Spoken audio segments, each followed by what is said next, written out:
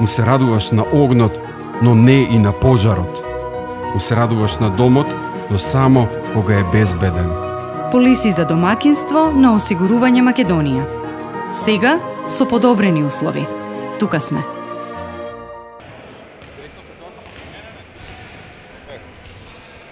Продолжи Европското првенство, малку повеќе одмор во однос на надпреварите од првиот круг. Колку добро ќе дојдат овие денови пауза за да се подготви играта за против Шпанија? Па секако дека добро ќе дојдат овие 3 дена пауза, бидејќи ќе имаме повеќе време за припремање за следните надпревари, како и припремање на тактика, така и за физичка спремност на екипата.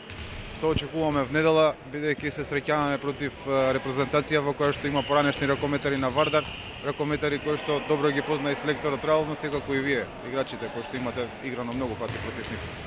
Па добро, секако знаеме дека Шпанија е една од ракометните велесили, секогаш е кандидат за полуфинале, финале, за распределбата на медалите, така да мислам дека би оделе да се спремиме што е можно подобро и да одиграме борбено со максимално залагање како на претходните 3 надпревари, па што биде нека биде.